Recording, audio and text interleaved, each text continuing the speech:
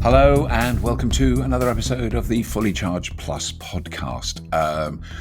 This is a podcast that discusses many aspects of the energy future of the human race. And this week is a very good example of that. Very pleased to welcome onto the podcast Adam Vaughan, who is a science communicator of an extremely high level. He writes for the New Scientist magazine in the UK. And he just covers many aspects of science, not just renewable energy and the transition to clean technologies. He also covers health. He's written extensively about the pandemic. Just a really bright man and just a really good person to have a good old grill and go through all these different topics. So I've been frantically catching up with his many articles that he's written that are available online. So if you Google Adam Vaughan, New Scientist, you will come across numerous fascinating articles, many of which are about the energy transition and the pitfalls and glories therein. But before we start that, I just want to introduce a quick word from our glorious and wonderful sponsors who make this podcast possible.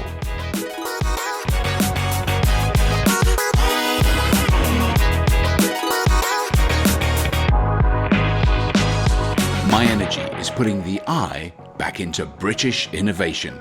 My Energy is putting the I back into inventing the future. My Energy is putting the I back into inspiring a nation. Recharging the world with green, smart energy.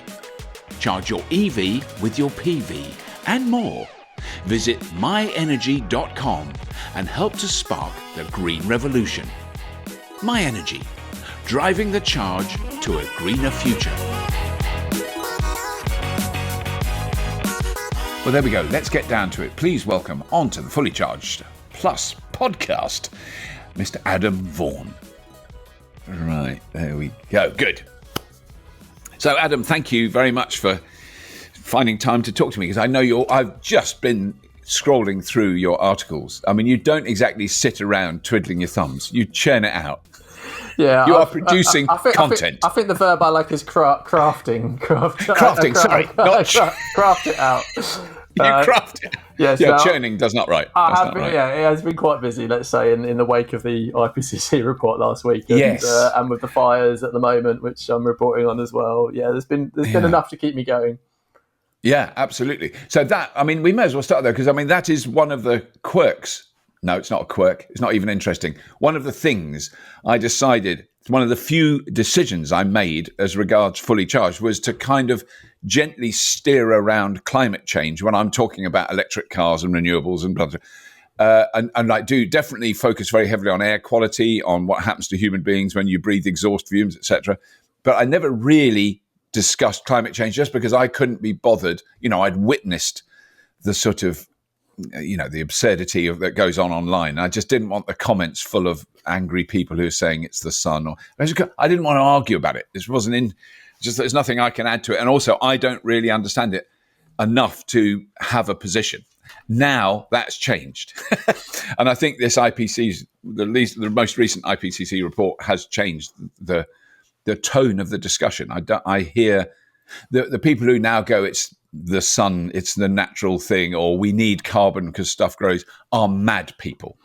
You don't have to worry about them. They're just. I think that is definitely that's definitely something that has changed. I think in the last decade, is we've got like a decade ago, you would still have that kind of is it's happening kind of nonsense conversation. Whereas what's interesting in the sort of wake of the IPCC report this time, where they've upgraded some of the language and made more confidence in their statements. So, it's now unequivocal that humanity is to blame for climate change, not just clear, and the link between climate change and extreme weather is stronger, and so on and so forth.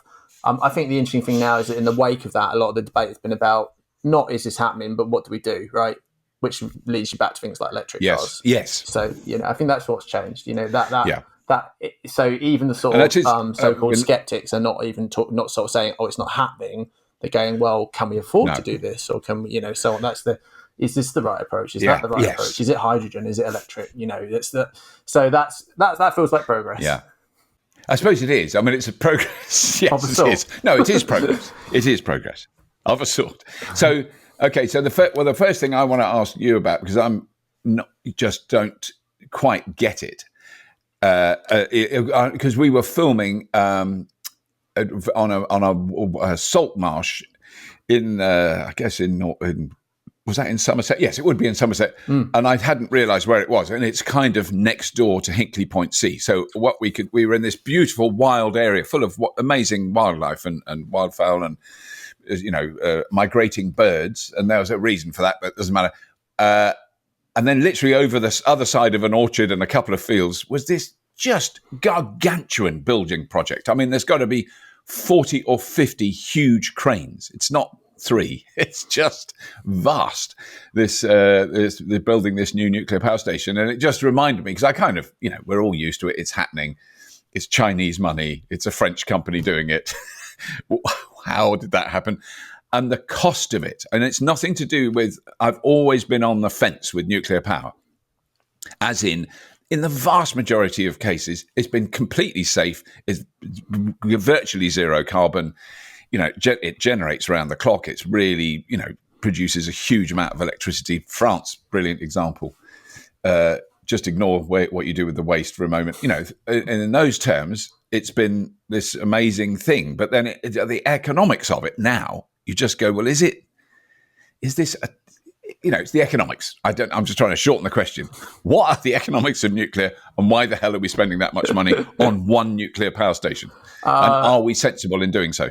So that's a really good question to nuclear. It's funny, nuclear sort of feels like it's faded into the background a bit, actually, on the wider agenda. I mean, I've been there a couple of times down to Hinkley Point, myself, and as you say, it's a gargantuan enterprise. It's like an entire town's been built on the coast there, more or less, just to build this plant. I think the economics of nuclear are basically, it doesn't work without state involvement. The costs are so high and the build times are so long that's traditionally why it's not something that has ever been done with just private investors. It's always, you always have some governments involved, and in this case you've got 3 governments involved, right? You've got the UK government guaranteeing the price of power for many decades, and you've got the French and the Chinese governments and that's three big powerful affluent countries, right, that managed to make one plant. The cost of it is obviously huge, as you've alluded to. It was estimated at around 20 billion when they went ahead with it. It's now, EDF has sort of variously upgraded the cost of it along the line, so it's now north of that.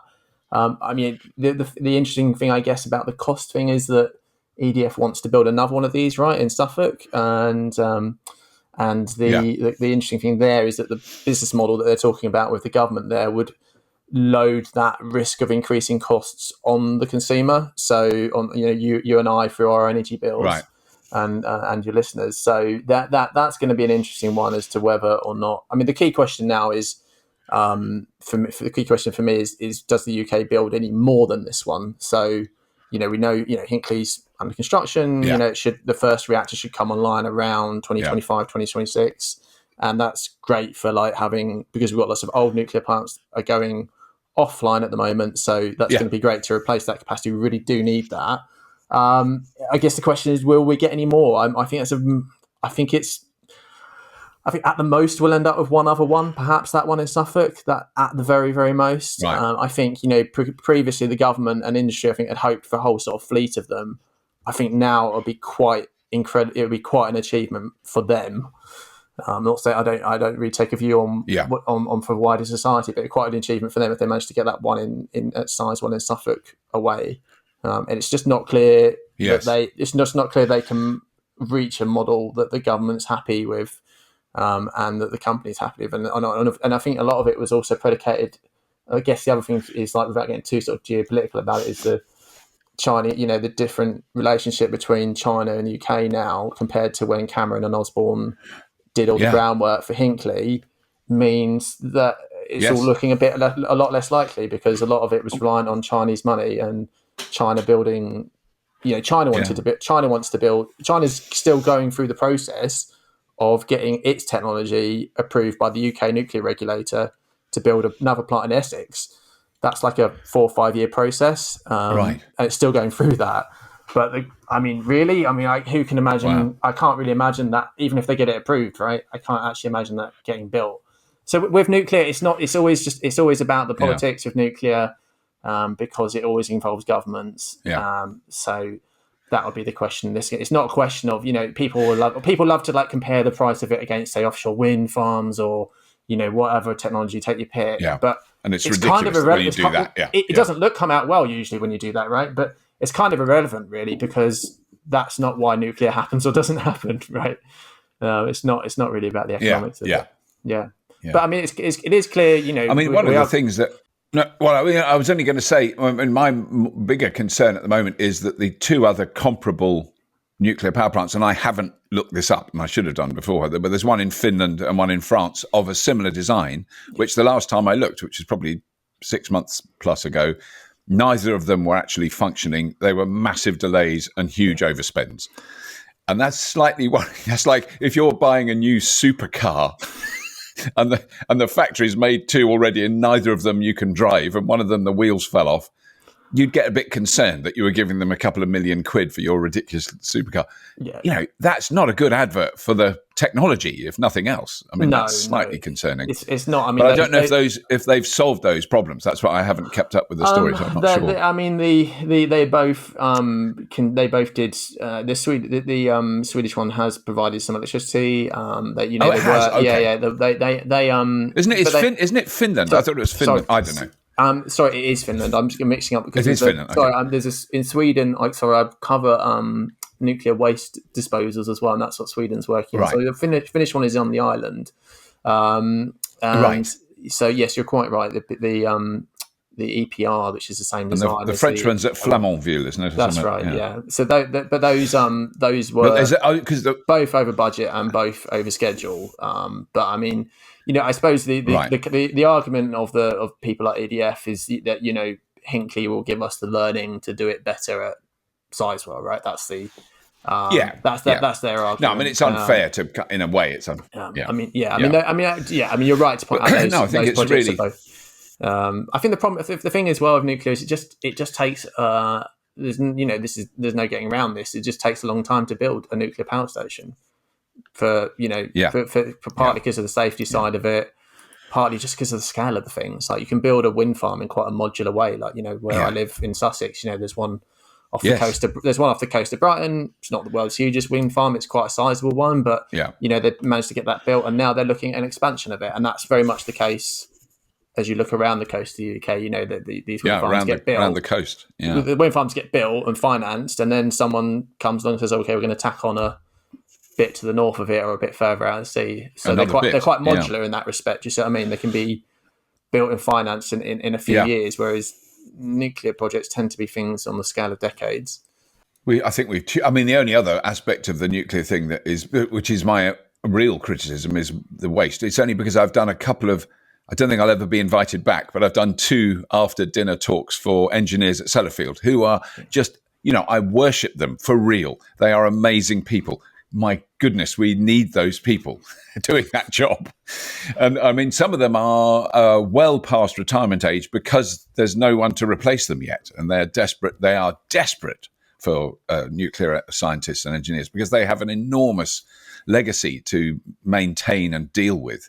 Yeah. And I mean, I don't think we're now producing, today the same kind of legacy as we were with nuclear weapons programs and all the kind of contaminated equipment that's in. Once you see it, you go, oh, wait a minute, that isn't old bombs. That's metal staircases. Yeah, no, bolts. I've been up to. Extraordinary, I was lucky enough to go inside Sellafield and have a look around there, and it is literally, there's a couple of bits where the oldest bits, it's a couple of metal tanks with water in, open to the air, and inside them is incredibly radioactive stuff, incredibly dangerous, old chests and stuff that are that are highly contaminated that they're trying to take apart with remotely operated vehicles and stuff. But I mean, I guess the waste thing, it is sort of easy to say, well, and I've done the sort of what you did, saying aside from waste, but I think the waste is an intractable problem that no one It's has kind of big. It kind of you can't ignore it, and it's all sitting there. Just to take the UK example, it's all sitting there above ground at Sellafield, in a less than ideal site, as the people who run it would admit. And there's currently a years long process going on for to find a deep underground site. They call it a geological disposal facility. So the government is asking communities around the country to come forward, and some in Cumbria have come forward, but there's still we're still a long way to actually getting a solution to it. To the long it's not there yet. There's ways it could work. I'm sure. But I mean, I have a personal connection with that. A very good friend of mine's father was a nuclear scientist, taught at Cambridge, an extraordinary man, Professor Paul Matthews, amazing guy. And he sat on the committee that were looking at sort of geological sites to store long-term nuclear waste in the 1980s. The idea's been around for a long time. And I mean, he was actually a founder member. He was an extraordinary man, a founder member of CND, but also a nuclear scientist. So he wasn't kind of opposed to it, but he had a very, I think, realistic grasp of the issues involved. Yeah, and sadly died, not long after he retired. He was very sad, an amazing guy, really wonderful man. And it's only recently I thought of that, because I was reading about, I think probably one of your articles about where you put stuff, and I know that Sweden and quite a lot of the Scandinavian countries are sort of, well, we've got a big cave. Well, there's also cultural differences, right? Like France just said, we're going to put this. France has got more of a sort of command and control kind of approach. Like, here you go, you're going to have that. They've started building this facility in the middle of nowhere in the French countryside, and you're going to lump it. The UK has gone for a sort of approach of volunteerism. So it's all based on the consent of the people who live there. So if you've got a really vocal number of people locally, then group who are opposed to it. Which, they might have legitimate reasons for doing that. But it's going to be a long slog. Let's not try and solve it, right? But the other one, okay. But that is I think it does follow what you started saying, was the acceptance that human activity has affected the climate that we need to survive, and then so the immediate responses are. I mean, the other one is SMRs, isn't it? Small modular reactors, which I must admit appealed to me when I first heard that, because I've filmed on a nuclear submarine. Was specifically instructed not to look through the door when I got down the bottom of the ladder. And when I got down the bottom of the ladder, a big bloke opened the door and went, "I love Red Dwarf, mate." And I could see into probably the most top secret engine room that this country's ever had. I mean, there were some white pipes. I didn't see anything. But from doing that there have been nuclear power plants that have kept 150 people alive underwater for 6 months without coming up. Or it's extraordinary, and completely. They haven't blown up. They haven't irradiated everyone on that.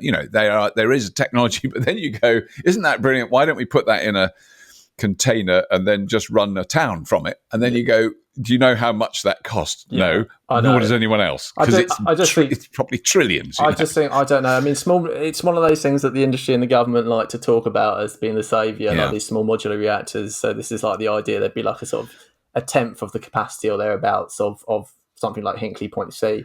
I guess A, it's not here, right? B, it's in the testing, it's in the R&D phase with American and European companies mainly. And B, I just don't get how, if building big nuclear plants, like the economies of scale of doing that doesn't work, then how does... I mean, the argument for it is that you build all the stuff in a factory because it's smaller. You build it all in a factory, and then ship it to the site. But the problem is that relies on there being orders for like dozens of the things, and we are like talking about the first of a kind rather than like there being dozens. So that's another issue. Is the cost is clearly going to be expensive to start with, and then you get into like public acceptance. Like the people who live near the nuclear sites in the UK at the moment are generally quite accepting of them, because they've been there a long time and because there's jobs in it, and so they're part, it feels like part of the furniture. You go to somewhere like Dungeness or sites, and also there's phenomenal. But with there's also the small modular phenomenal ones, security around the site. There's as well, there is that as well. But with the small modular ones, you're talking about potentially the ideal thing would be to site them near set population centres, right? So cities, and then you're talking about putting them in places where people near a housing estate. People are not used to having. Do you know what I mean? Even if it's on the edge of the M25, it's not. That's quite alien. That's going to be quite an alien concept for a lot of people, and I don't know. I mean, I've not seen polling on that. I just can't imagine that going down particularly well in terms of public acceptability. I think there could be some resistance. Yeah. But the other one which I've just been writing and recording about is hydrogen, because the debate. And there was a really interesting report on the BBC radio this morning about hydrogen, using hydrogen to heat homes, using hydrogen in industry. No mention in that report of hydrogen in passenger cars, which there normally is, because I've been hearing that since 2009 Top Gear. Where all the wonderfully well-informed presenters told us that hydrogen was the future, obviously, and these silly battery cars were never going to catch on. And I can't help rubbing it in a little bit because they did say that. But what was it? But the notion of what was interesting was the notion of hydrogen as a replacement for natural gas. And even on the BBC, because I've always had bones to pick with the BBC when it comes to energy stories, and it's slightly worrying. And I just think I'm not sure how balanced their balance is. But anyway, aside from that, what was interesting was when the engineer or scientist they were talking to said, we can do 20% of the natural gas is hydrogen. The actual presenter said, but the hydrogen comes from natural gas, which, as we know, it does at present, and that's the economic way of producing hydrogen. Blah blah blah, and it's got to be green hydrogen. And then they haven't. I swear that hydrogen that was taken from natural gas used to be referred to as grey hydrogen, but it's moved up. It's now blue, because blue's a cleaner colour. God, we could get into the colour thing of hydrogen. I mean, look, I think so. Grey hydrogen is like how most of the stuff is made today, right? With steam, methane reformation, where you just make it straight from fossil fuels and you don't care about the environmental impact. That's how 95. I forget the exact percentage, but it's around 95% of global stuff is made that way. The blue stuff. I said that to Michael Liebreich, and he said no, that's not right. And I went, oh God, I bet it's much less. No, it's 98%. Yeah, it's 95 plus globally. It's very high. It's virtual of it, right? Is dirty. Virtual of hydrogen today is dirty stuff, because it's like the most abundant element in the universe, but actually separating it out from other elements is quite difficult. I think with hydrogen, I think there's been massive.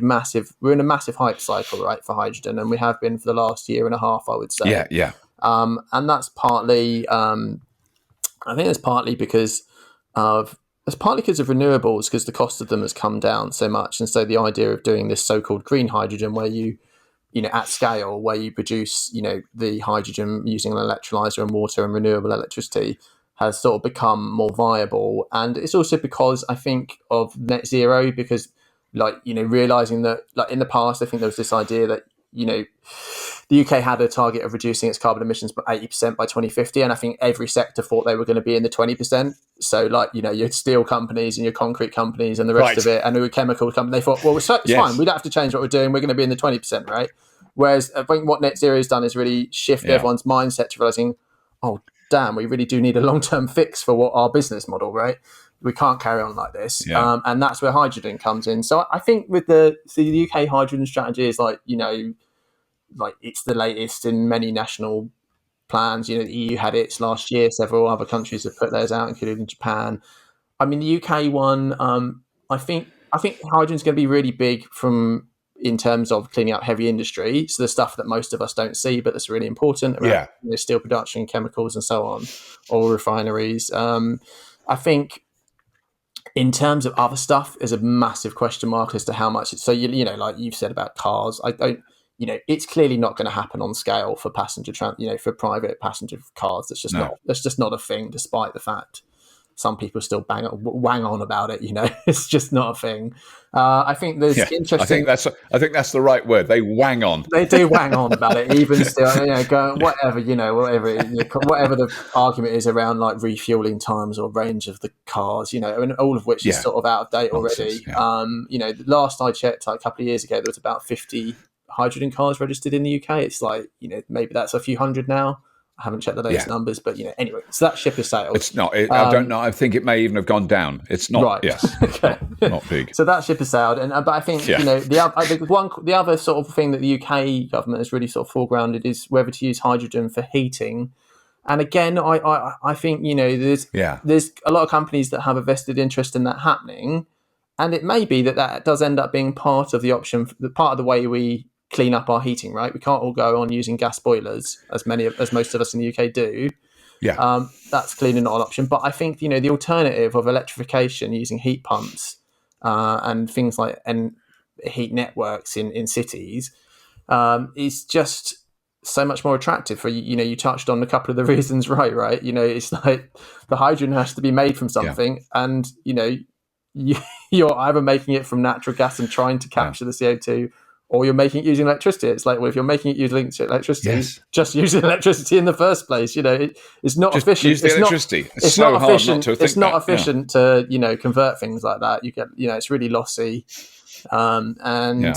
so I think I think probably I suspect with heating, hydrogen will be talked about a lot and just not happen. Is my I think it will be the same. I think we'll see. I think there'll be a parallel with the cars, right? It'll be talked up as one of this 2-horse race, and it will lose because it's just not because for similar reasons, like the hydrogen stuff, like there was never a refueling network for the cars in a meaningful way, and it's the same with the hydrogen thing now, right? I can go and get a heat pump in my home tomorrow, and I've got electricity to supply it. If I go and put a hydrogen boiler in from Worcester Bosch or insert your supplier here, that. Where am I getting the hydrogen from? Where are you getting your hydrogen from? I'm not going to be getting the hydrogen for a long time, am I? And that's going to require, big strategic decisions by government and companies to put the money into that. Yeah. So, I think hydrogen is going to be really important when it comes to climate change, just not for heating. Yeah, not for heating. I mean, there's a brilliant company that I've interviewed in the past called Ceres Power. I don't know if you come across them, Ceres, who do hydrogen. They do fuel cell heating. Cells, I mean, because what I like, the thing about it is, that's been when that hit me. It was about 2012. I went, I know what we've got to try and do. We've got to try and stop burning stuff. It's on that level. We went into caves, we burnt stuff and cooked meat. Have 30,000 years ago, whatever, and we need to move on from combustion. And when they're going, well, we'll just replace natural gas with hydrogen from natural gas and burn it.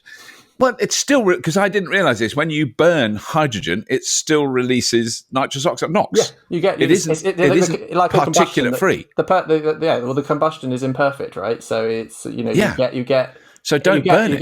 You get air pollution from it. It's not. So if you don't get CO2, you don't get CO2, but there are air pollutants from it, and if there was a government report which I covered last year, about that is a possible unintended consequence of switching everyone to hydrogen boilers. That we perpetuate local air pollution, and I think that will become as you reduce obviously as you reduce other sources of air pollution such as petrol and diesel cars. And hopefully, and wood burning stoves and so on. I think those sources, those remaining sources of pollution, will come more into focus. So it might not be a lot from a hydrogen boiler, right? But it will be more important than it was. Yes, in percentage terms now it's low. Exactly. Yeah, exactly. But it could be high. So that's another issue. It would suddenly become very high. Yeah. Yeah.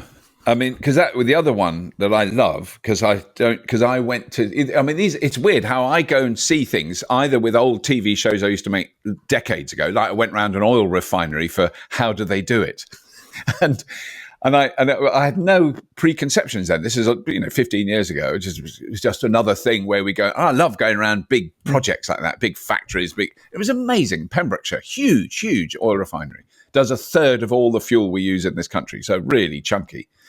And I didn't realize how much electricity an oil refinery used when I went to see that.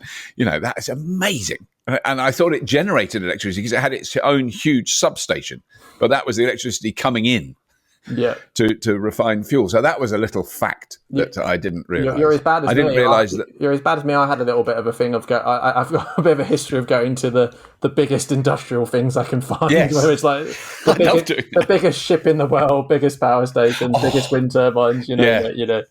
Yes, that's no, they are. It is amazing, but that was, and also what I didn't know then, and I bet I was told, but it didn't mean anything, was how much cobalt was used in refining oil, because that's been a stick to attack battery electric vehicles, because all cobalt, according to some people, including MPs, is dug up by children in the Congo, whereas it's actually 0.04% of global cobalt could be dug up by, it's not to excuse it, it's terrible that ever happens. Although I do find it fascinating the way that suddenly people who never cared about the environmental impact of building petrol and diesel cars are suddenly really interested in extractive industries. Yes, when it comes to electric cars. I've just had a screaming rant at our wonderful automotive journalists. It'll come out on Fully Charged soon, and how they never went on about the chromite that was used in the back axle of an Aston Martin DB7. I don't remember them being interested in nickel extraction and labour rights and environmental impacts 20 years ago. Oh, they know it all now. They're the biggest tree huggers on the planet. Yeah. As long as it's not a combustion car with a beautiful exhaust note, in which case they don't give a toss. But that's a whole other thing. But here's another one of those things that I went to see, which was a carbon capture and storage system at Imperial College, and that must have been 10 plus years ago, and that was functioning. And so they could pump sort of fake high carbon burnt stuff through it, and then they could measure it at the top, and they could capture it and store it and all that stuff. It cost millions. I don't even know what it cost. It was quite a big thing. It was right in the middle of Imperial College, this big system. And then that was the solution. I went round Draxby Power Station up in Yorkshire. Amazing. And they were going to capture all the carbon and store it in underground wells where they'd extracted gas and oil. And even then, this is before I was aware of any of the stuff, I was going, really? Does that make any sense at all? The one thing one of them suggested, one of the engineers, was that you could make building blocks out of the carbon, that you solidify it and hold it. And that I went, well, that makes sense, because then you build a building with it, and that's a building, and it's stored it. And anyway, but I mean, because it just sounds like, oh no, we can carry on burning the stuff we're drilling out the ground, but we'll capture the carbon, and that'll keep everyone happy. I mean, am I being too cynical to think that? All this sort of, everyone from sort of the UK Climate Change Committee to things like the IPCC, do say that carbon capture and storage is going to be really important in terms of tackling climate change. And that is because for some processes, like, they're just chemically, intrinsically carbon intensive, like concrete production is a good example, right? So it's very hard to think of how you could make concrete in a green way that doesn't involve carbon capture. So just the very process of making it is, the chemistry of it is such that it produces CO2. There's no getting around it.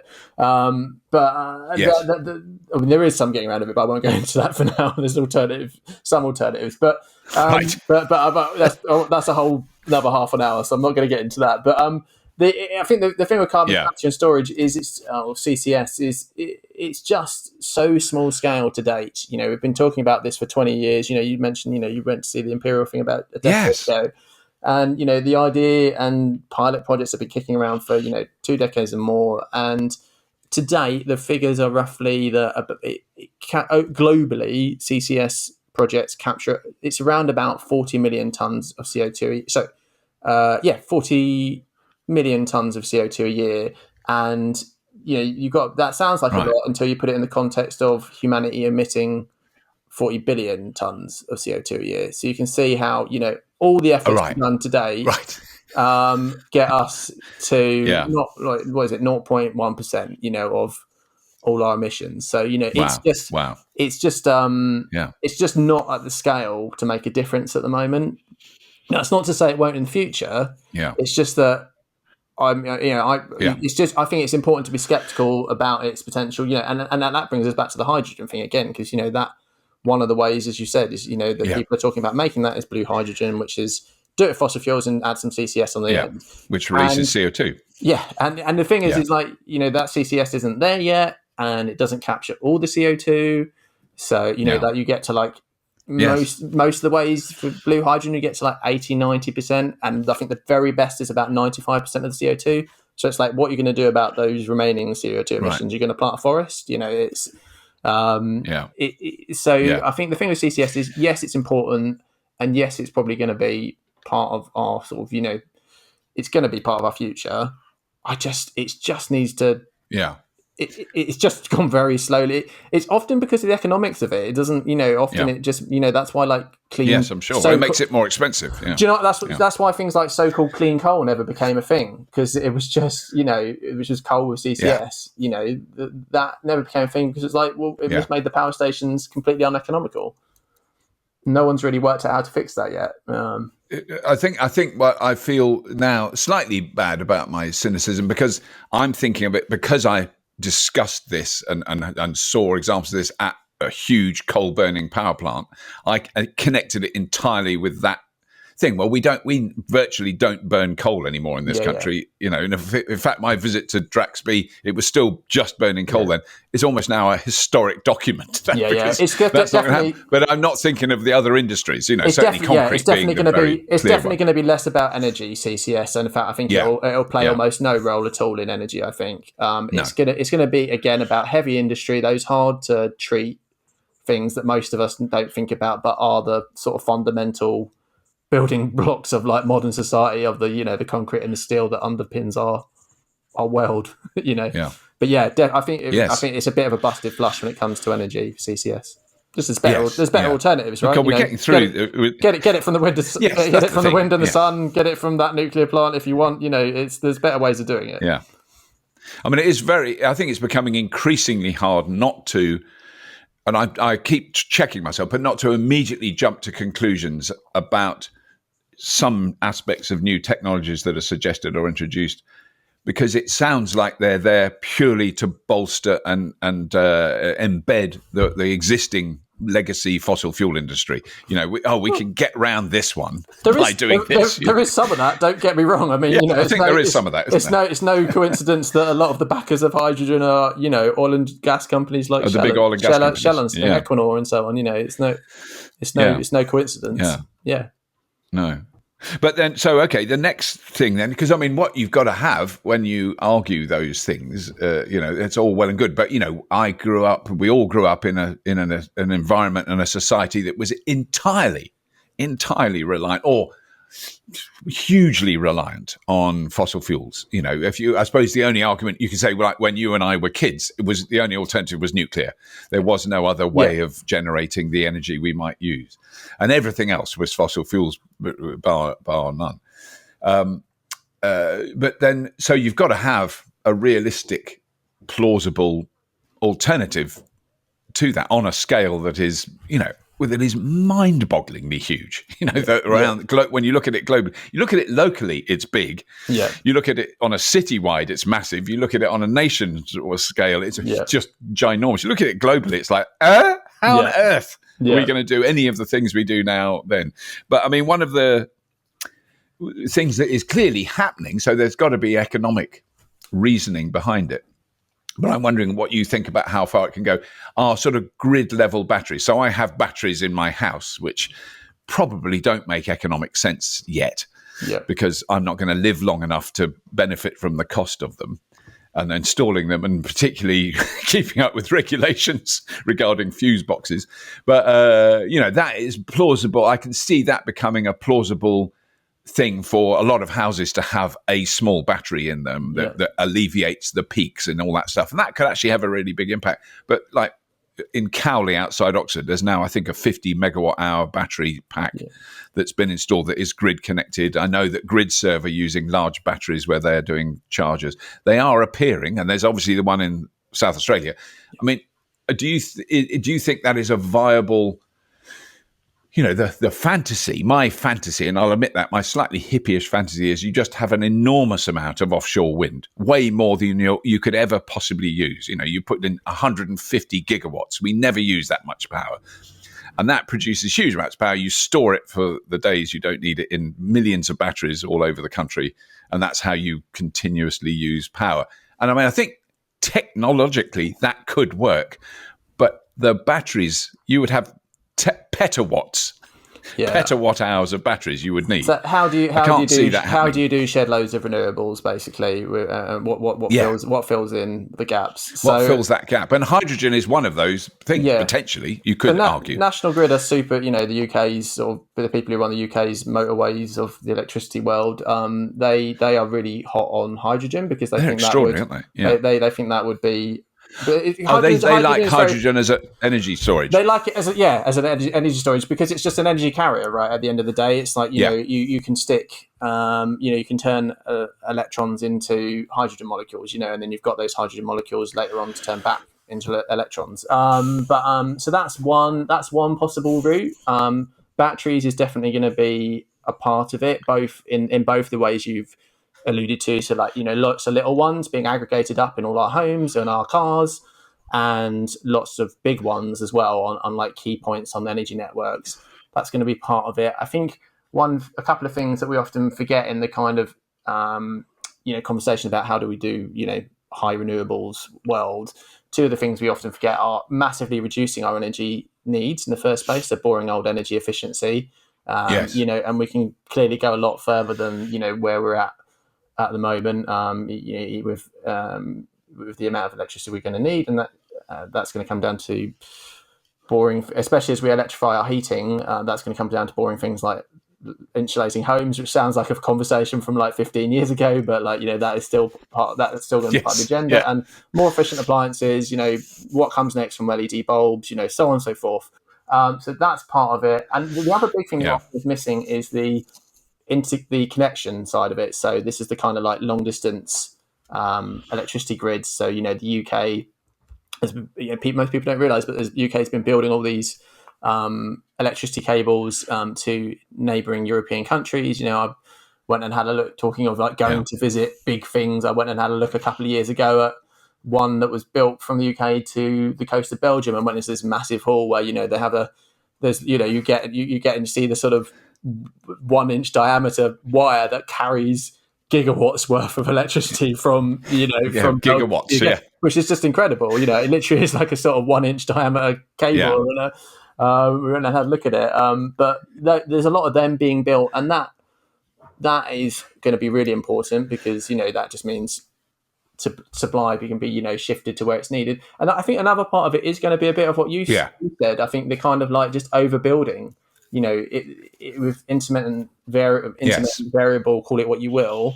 Wind and solar are variable. Clearly, there's no getting around that. But if you overbuild, then somewhere the sun is going to be shining, somewhere the wind is going to be blowing. The question then gets down to things like economics again.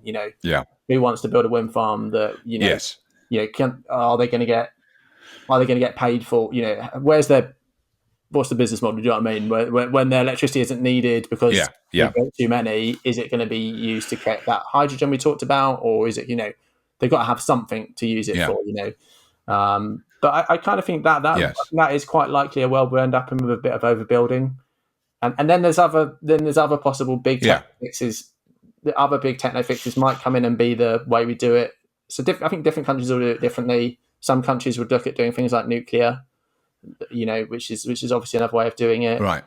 Regardless of the cost and the time it takes. Some countries might try and do. I think this is less likely. I think some countries might try and do fossil fuel power stations with carbon capture.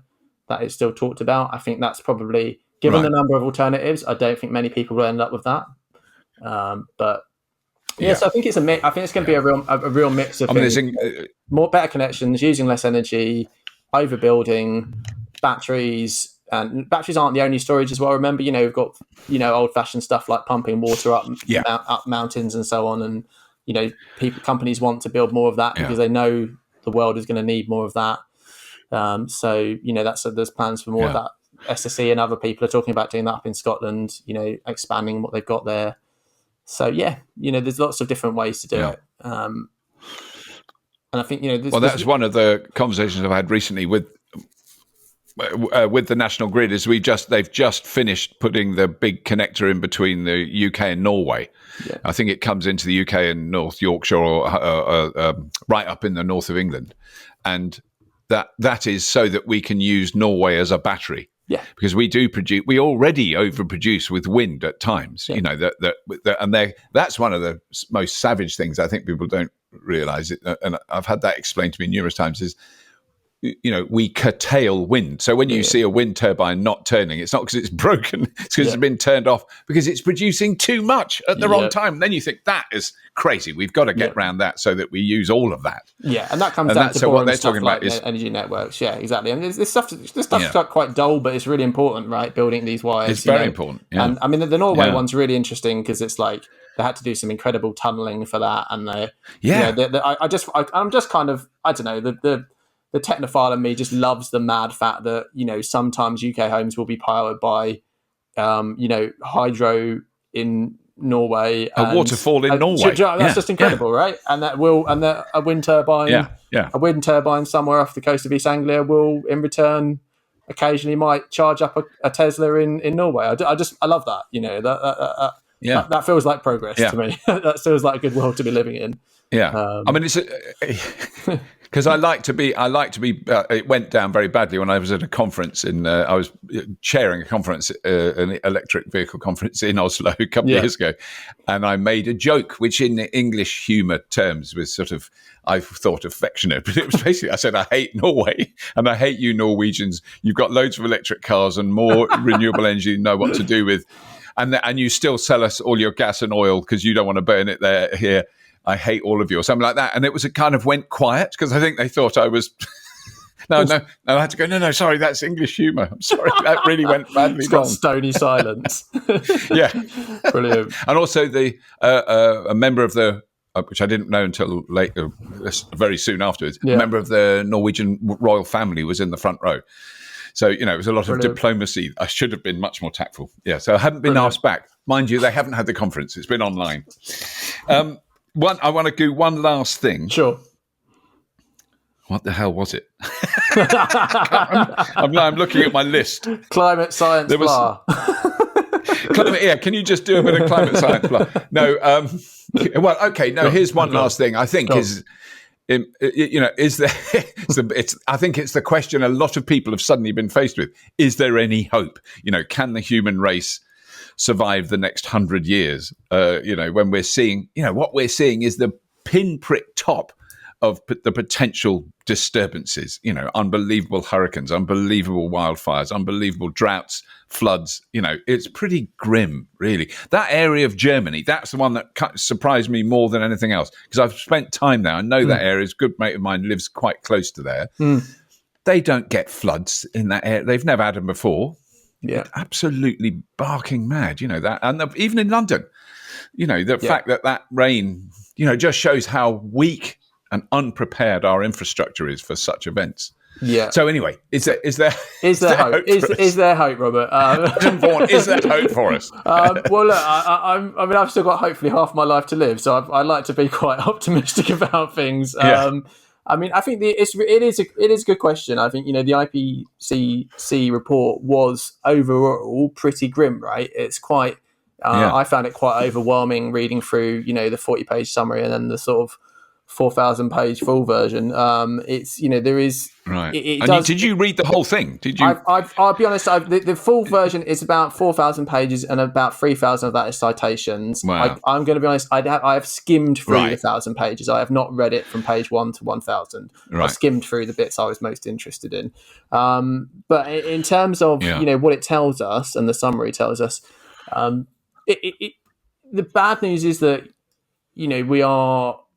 we are not on the right track, right? We're going to end up with, emissions are still sort of, real world emissions are like roughly on the middle of the 5 scenarios the IPCC have for the future, and that ends us up with just under 3 degrees of warming, which is clearly way too much, right? 3 degrees of warming. If we're getting the sort of extreme weather that you talked about, we're on at the moment, we've warmed the world by just over 1 degree. It's about almost 1.1 degrees, right? And if we're getting the sort of extreme weather we're already seeing with that, then you really don't want to. None of us, I think, want to picture a world right with 3 degrees or thereabouts. But I guess the good news, the kicker, the good news, which I sort of hold on to as a sort of life raft, is that the window is still open to a 1.5 degree world, which is, sort of considered this. So it's a sort of symbolic milestone, right? It's also the political target, the toughest target in the Paris Agreement. And what the last week's report made clear was that the IPCC, said it is we can still get to that, but that does mean the whole world shifting to net zero. It does mean the whole world doing loads of CO2 removals. And if we do that, then we end up, what happens is we overshoot 1.5 in the next, so we go over it at maybe to about 1.6 degrees. And then later in the century, by the end of the century, the Earth cools slightly to about 1.4 degrees. So, don't need to get too hung up on like whether it's exactly bang on the nose of 1.5 or just under, but that's clearly a much more, that's the world we want to end up in, not the 3 degree world or not something in between. And the message that the scientists sort of kept repeating was, every degree of warming matters, every ton of CO2 matters. It's not like you suddenly go over a tipping point and then we all give up hope and we become fatalistic and it's like, oh, let's party like it's 1999. It's not like that's not the message. Yeah. That's not the message to take away from what the science is telling us. The message is telling us that, yes, it's bad, but we all just need to go and tell our political leaders we need to do more. Not just your political leaders. Tell your friends and family. Tell your neighbours. Tell your employer. Why are you not? Ask your employer what they're doing. What's their net zero goal? So on and so forth. So I think I think there is hope. It does show it is still possible, but then it becomes less about science and more about politics. And So there are reasons for hope, and no. All I was going to say is, I think you're right. It's politics, but I think it could also be just human psychology. It's like at the moment, I'm saying there's absolutely no technological reason why we can't all adopt electric cars, for instance. There's huge psychological ones. There's a lot of fear. And it's based on not having the experience of them, or and what people have been told. So the difficulty is psychological, not technical in that sense. Yeah, that's true. And I think that covers a lot of things, doesn't it? Yeah, it does. And I think the interesting thing as well with the extreme weather, for heat waves to flooding, which we've sort of seen all over the world this year, and is clearly not the first time we've seen that this year. Clearly not the first time we've seen that sort of weather. Is that people are starting to see, I think, that there's not like a cost-free option. So, there's a lot of debate over the cost of green technologies and the cost of, greening your home, the cost of switching your car to an electric model, so on and so forth. But I think what people are starting to realise, I hope, with the extreme weather and the human and financial cost of that, is that, there's no cost-free option. Whatever we do is going to cost. And I think we had the Stern report, God, how many years ago was it? 14 years ago. But that message I don't think had really sort of come through to most people. I think, now that people can see it with their own eyes, your friend in his, in that part of Germany, people in China, with the floods there, people are all around the Med with wildfires now, people in Canada, people in the far north, Australia with the fires, far north California. of Russia, pick your place. People can see it with their own eyes, so they can see the cost of doing nothing. So I hope that will make people more amenable and happy to support measures to tackle it, right? Well, on that hugely optimistic note. Forever an optimist, Robert. No, me too. I mean, I think you've got to be either be an optimist or just, I mean, that's my worry, is the kind of the nihilist sort of, that I don't want there. I mean, I think Greta Thunberg is an extraordinarily positive example of a young person who's understanding what's going on and really angry about it, rather than understanding what's going on and gives up and say it's all rubbish. I'm just going to get stoned and pissed and not do anything. I think it's very important to support that. And I love the fact that when I first heard her speak, she kind of annoyed me because I'm an old bloke, and I go, well, yeah, but you're only a kid. And then you listen to what she said, and she's right. Yeah, she's brilliant, and she also, funny enough, when I last chatted to her, I think one of the best answers I got out of her was actually when one of my kids came and they wanted to ask a couple of questions of her at the end of the interview, and one of them said, if you could just change one thing on climate change, what would it be? And Greta's answer was, and I sort of paraphrased, that my one thing would be for people to care, for people to find, and that everything follows from that, So I think that's a great message. Yes, very good. That's a good one to end on. Adam, thank you so much for your time. It's been really good to talk to you. I wouldn't mind doing this not every week, once a month. I need to catch up with you, read another 20 of your beautifully crafted pieces. They're not churned. They're not bashed out. They're not bashed out. They're finely crafted in the workshop. Finely crafted. Your handcrafted pieces. No, but it was a real joy to talk to you, and let's do it again, please. And that's it's really good to catch up. Thanks so much, Robert. Thank you for having me.